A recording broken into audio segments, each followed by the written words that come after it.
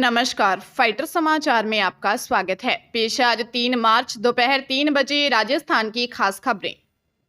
Champions trophy के आखिरी group stage match में भारत ने न्यूजीलैंड को 44 रन से हरा दिया। इस जीत से साफ हो गया है कि सेमीफाइनल में भारत का सामना ऑस्ट्रेलिया से होगा। मुकाबला 4 मार्च को ही दुबई में ही खेला जाएगा। दूसरी ओर 5 मार्च को न्यूजीलैंड का सामना साउथ अफ्रीका से होगा। दुबई में न्यूजीलैंड ने टॉस जीतकर बॉलिंग चुनी। भारत ने 9 विकेट खोकर 249 रन बनाए। न्यूजीलैंड की टीम 45.3 ओवर में 205 रन बनाकर ऑल आउट हो गई। भारत से वरुण चक्रवर्ती ने 5 विकेट लिए। कुलदीप यादव को 2 विकेट मिले। श्रेयस अय्यर ने 79 रन बनाए। न्यूजीलैंड से केन विलियमसन ने 81 रन बनाए। मैट हेनरी को 5 विकेट मिले। भारत के 4 स्पिनर्स ने न्यूजीलैंड के बैटर्स को बैक फुट पर धकेल दिया। जडेजा, कुलदीप, अक्षर और चक्रवर्ती ने मिलकर 37.3 ओवर में 166 रन दिए और 9 विकेट झटक लिए। अक्षर, चक्रवर्ती और जडेजा की इकोनॉमी 4.50 से कम ही रही। बीकानेर जिले में विवाह समारोह में काम कर घर लौट रहे युवकों की बाइक को तेज रफ्तार कार ने टक्कर मार दी, जिससे 2 सगे भाइयों सहित 4 युवकों की मौत हो गई। नाल थाना अधिकारी विकास बिश्नोई ने बताया कि हादसा जैसलमेर रोड पर पुलिस फायरिंग रेंज के नजदीक हुआ।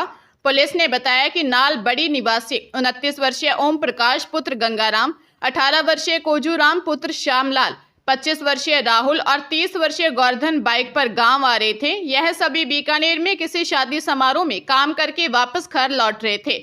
पुलिस फायरिंग रेंज के पास पीछे से आ रही तेज रफ्तार कार ने दोनों बाइक को टक्कर मार दी, जिससे बाइक सवार 4 युवकों की मौके पर ही मौत हो गई। हादसे के बाद कार चालक मौके से फरार हो गया। राहुल और गोवर्धन सगे भाई थे।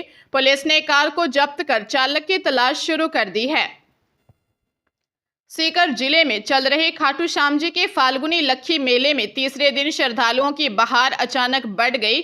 छुट्टी के दिन श्याम भक्त दूर दराज से अपने आराध्य के दर्शन करने के लिए पहुंचे। मंदिर से लेकर रिंगस तक इस दौरान जहां तहां श्रद्धालुओं की कतारें लगी रही, जो नाचते गाते पैदल व पेट पलायन करते हुए मंदिर पहुंचते रहे। प्रदेश के अलावा इस दौरान कोलकाता, मुंबई, दिल्ली, जयपुर, बेंगलोर, अहमदाबाद, असम, बिहार, पंजाब, हरियाणा सहित देश के विभिन्न हिस्सों से श्याम भक्त मेले में पहुंचे। समाचार लिखे जाने तक रविवार को करीब 1.5 लाख श्रद्धालुओं ने श्याम बाबा के दर्शन किए। रात तक ये आंकड़ा 2 लाख पार होने की संभावना है। श्याम बाबा के लक्खी मेले के तीसरे दिन बाबा श्याम का गुलाब के विशेष फूलों से श्रृंगार किया गया। श्रृंगार में लाल, पीले, सफेद और गुलाबी फूलों का उपयोग किया गया था।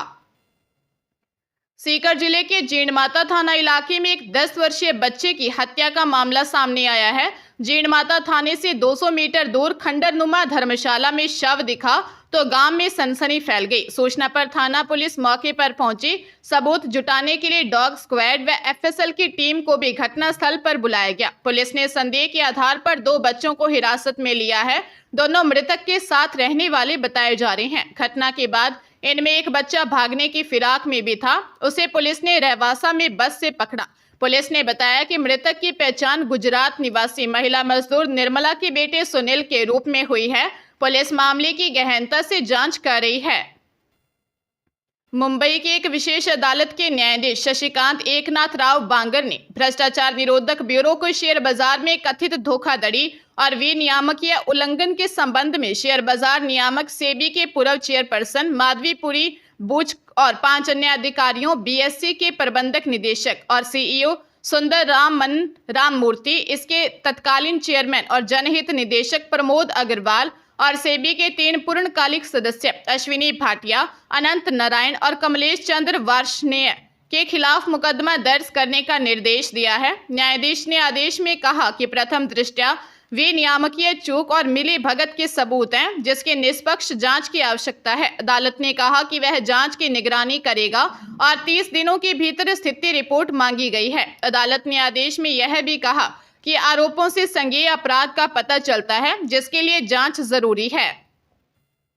केंद्रीय औद्योगिक सुरक्षा बल यानी CISF में कांस्टेबल व ड्राइवर और कांस्टेबल ड्राइवर कम पंप ऑपरेटर के 1124 पदों पर भर्ती होगी। 845 पद कांस्टेबल ड्राइवर व 279 पद कांस्टेबल ड्राइवर कम पंप ऑपरेटर के लिए हैं। 10वीं पास अभ्यर्थी इस भर्ती में शामिल हो सकते हैं। CISF द्वारा जारी नोटिफिकेशन के आधार पर आवेदन की अंतिम तिथि मंगलवार 4 मार्च को रात 11:59 तक है। आवेदन करने वाले सामान्य EWS और OBC श्रेणी के उम्मीदवारों को 100 रुपये आवेदन शुल्क देना होगा, जबकि अनुसूचित जाति, अनुसूचित जनजाति व भूतपूर्व सैनिकों को आवेदन शुल्क में छूट दी गई है। फरीदपुर जिले में डीग पुलिस ने जुरहरा क्षेत्र के गांव समधारा में बड़ी कार्रवाई करते हुए खेतों में बैठकर ठगी कर रहे 17 साइबर ठगों को पकड़ा है, जिन्होंने हजारों लोगों को ठगी का शिकार बनाया है। पकड़े गए सभी ठग 18 से 25 वर्ष की उम्र के हैं, जो पढ़ाई के नाम पर केवल 8वीं पास हैं, लेकिन शातिर इतने हैं कि डॉक्टर, इंजीनियर, टीचर, प्रोफेसर जैसे लोगों को अपने जाल में फंसा लेते हैं। वही टेक्निकल एक्सपर्ट इतने हैं कि किसी भी मोबाइल और ऐप में सेंध लगा देते हैं। इनकी संपत्ति की बात की जाए तो इनके पास आलीशान मकान से लेकर लग्जरी गाड़ी, महंगे कपड़े के साथ करोड़ों रुपयों का बैंक बैलेंस है। पुलिस ने इनके पास से 23 मोबाइल, 34 फर्जी सिम, 6 ATM कार्ड, 6 बाइक जब्त की है। कार्रवाई में ठगी का मास्टरमाइंड शाहरुख भी पकड़ा गया है, जो साइबर सेल सिरोही से वंचित चल रहा है। पुलिस अन्य ठगों के भी आपराधिक रिकॉर्ड खंगालने में लगी हुई है।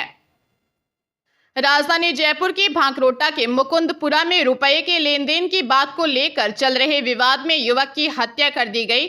हत्या से पहले युवक ने जीजा, बहन और परिवार के रिश्तेदारों पर ही आरोप लगाया था कि ये मुझे मार डालेंगे। दोनों पक्षों में विवाद के चलते आरोपी पक्ष को भांकरोटा पुलिस ने पाबंद भी किया था। आरोपियों ने पहले युवक की बाइक को टक्कर मारी। वह जान बचाने के लिए गेहूं के खेत में भागा तो उसका पीछा किया। इसके बाद खेत में ही मारपीट कर भाग गए। युवक की मौके पर ही मौत हो गई। पुलिस ने शव को कब्जे में लेकर पोस्टमार्टम के लिए अस्पताल पहुंचाया। मामला मुकुंदपुरा स्थित बासड़ी रोड का है। DCP वेस्ट अमित कुमार ने बताया कि मृतक 30 वर्षीय गोवर्धन चौधरी निवासी बिंदायका के छोटे भाई हरेंद्र ने जीजा रामलाल व अन्य रिश्तेदारों के खिलाफ नामजद रिपोर्ट दी है। आरोपियों को पकड़ने के लिए टीमें गठित की गई हैं। अलवर जिले में पुलिस की रेड के दौरान 1 महीने की बच्ची की मौत हो गई। आरोप है कि पुलिस वाले मासूम के पिता को पकड़ने के लिए चारपाई पर चढ़ गए, जहां बच्ची सो रही थी। पुलिस वाले के पैर के नीचे दबने से मासूम की मौत हो गई। मामला अलवर के नौगांवा इलाके के रघुनाथगढ़ के पास तेलिया का बास का है। मामले में 5 पुलिसकर्मियों को लाइन हाजिर किया गया। DSP सुनील कुमार शर्मा ने कहा कि पुलिस साइबर अपराधियों के खिलाफ अभियान के तहत इमरान के घर दबिश देने के लिए गई थी, जिसकी बच्ची की मौत हुई है। वह बीमार थी। बच्ची अलसीबा की मां राजिदा ने आरोप लगाया कि सुबह 6 बजे पुलिस की टीम घर पहुंची।